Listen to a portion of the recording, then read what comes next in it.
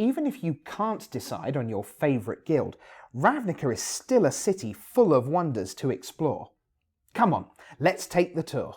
We realized with this set that it would take a while for people to settle naturally into some of the guilds. They'd want to first explore gradually, put cards into decks that they had existing around. A great example of this is Angel of Serenity. It's triple white. It encourages you to play a bunch of white cards in a heavily white-based deck. In blue, you get cards like Psychic Spiral. This is a great finisher for a milling-based strategy. It rewards games that go on a long time. You can make sure you don't mill, and you can just knock your opponent out of the game by milling in just a couple turns with cards like this. If black's your thing, Necropolis Regent's a really great card. It's this huge vampire. It plays like the vampires you've come to know and love. It puts counters on itself and everybody else, creates a huge army of darkness.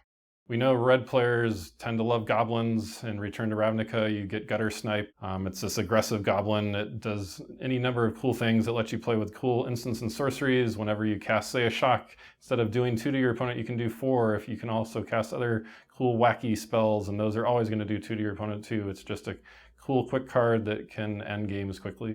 And in green, we get one of the biggest creatures we've ever made, Worldspine Worm. It's so big that it doesn't really fit in a guild. It's, this enormous creature. Even if your opponent manages to deal with its huge 15 power, then they have to deal with another 15 power from all of its spawning worms. So occasionally someone will come up to me and be like, hey, what do you think about this crazy idea?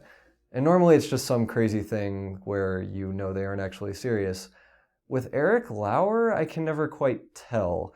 I was randomly walking past the pit. I was already transferred off the Return to Ravnica team by the time that card existed, so I wasn't there in the room when it was come up with. But I'm walking by. Eric comes up to me with a mischievous look on his face and is like, what do you think about this card? I like a large set having a very large creature. And the set didn't have one. So we sent out, as part of our whole submission process, please design a very large green creature. And Worldspine Worm was the winner. I designed it, so I didn't vote for it, but it won. And I asked my team, what do you want to change? And it was called Three-Headed Worm, because I put goofy names on my cards. But that was what won, and so we put it in the set. And my idea was a creature so big it wouldn't fit in a guild. So the planeswalker Jace Beleren came to Ravnica as a young man, a little bit shiftless, a little aimless, and he took up with an organization called the Infinite Consortium, which was sort of like an intellectual gang. What Jace didn't realize at the time is that the Infinite Consortium was a criminal cabal led by the planeswalker Tezzeret in the novel Agents of Artifice. Now, Jace has remained on Ravnica for the most part, with jaunts to other planes here and there. He thinks of Ravnica as his adoptive home, and he uses the remaining resources of the Infinite Consortium as his own sort of base. Planeswalkers are a huge deal for us, and they do so many different roles and so many different functions for all these different sections of the player base. For the new player, those are the iconic cards and people that new players most gravitate to, and they say, that's the person, that's the card I should be paying attention to. For people who care more about the creative and storyline aspects, right? One of the reasons we created Planeswalkers in the first place was to serve as that continuity from plane to plane to plane. These are the beings that stay the same. These are the beings that you should be caring about year after year, even as we switch planes. And then obviously for the more competitive and more game-focused player, Planeswalkers are a huge deal. They're very powerful. They often matter a great deal in the constructed scene. And so we have to make sure that we're serving all these different audiences with each iteration of a Planeswalker. Jace has become the centerpiece of the Magic IP.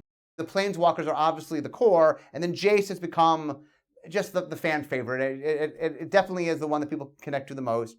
And what that means is, look, we're going to keep using Jace. He's a popular character. He's the protagonist of this block. And that means we have to keep making more Jace Planeswalker cards. But one of the challenges is we have to be careful because we don't want to keep hitting the same note. That, if he keeps doing the same things, then it kind of gets boring.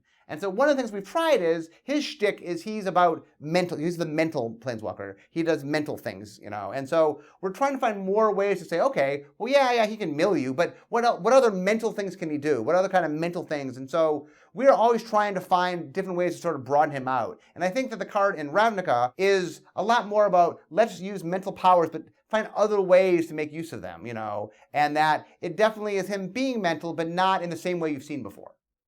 Vraska the Unseen is called Vraska the Unseen because if you have seen her, you're probably dead. She is a planeswalker who is also a Gorgon, which means that she's got the deadly gaze that all Gorgons have.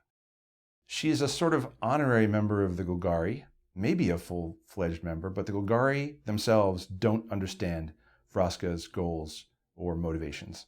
Vraska maintains her own cadre of assassins who do her bidding. They take orders from her by sound. Not even her own assassins have laid eyes on her for obvious reasons. The idea with Vraska was we really wanted to answer the question, what would a Gorgon planeswalker do? Turns out she would kill your guys, kill your stuff, and then kill you. The first ability is, what do Gorgons do? If you look at them, you die. That's exactly what happens. Any of your guys want to attack her, that's nice, but then they're toast. And then the second thing she does is a first on a planeswalker of just blowing up basically anything. And finally, her ultimate is, again, something a little bit different from what we've done before. It's like, oh, I built up to this ultimate. I'm only going to make 3 1/1s. Well, yeah, but if any of them hits you, you're dead.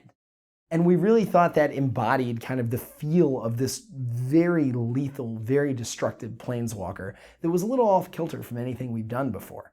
One of the things we like to do when we're building a Magic set is to put something in the set that you'll probably like even if you don't buy into the main thing of what's going on.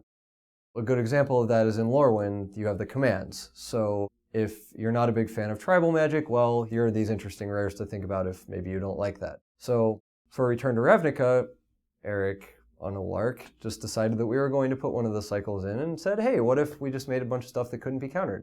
So a lot of these cards are kind of reactive things that just are full-on stopgaps for what's going on.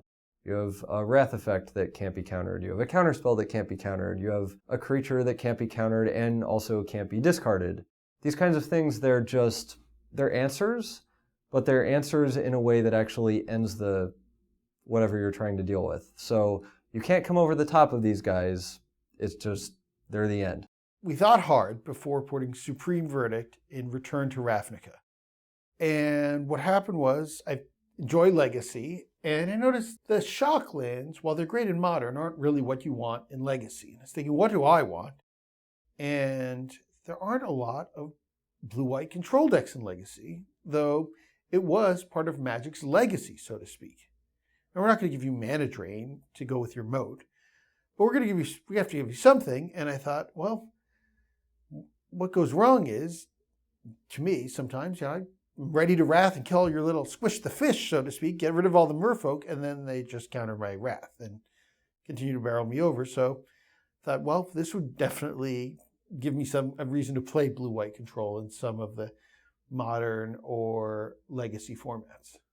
So one of the tricks of going back to a place that we've been before is people loved Ravnica. Like, if we're going to go back, we have to give enough of Ravnica that we scratch that itch that they want, that they're in Ravnica.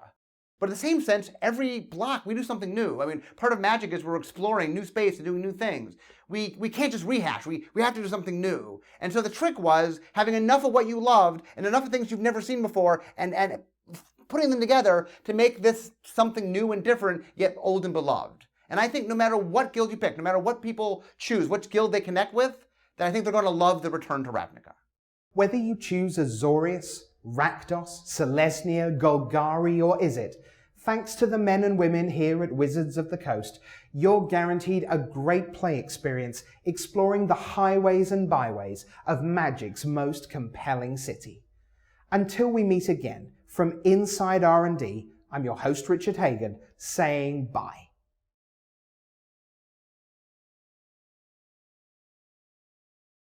So Overgrown Tomb, the idea was to show an overgrown tomb.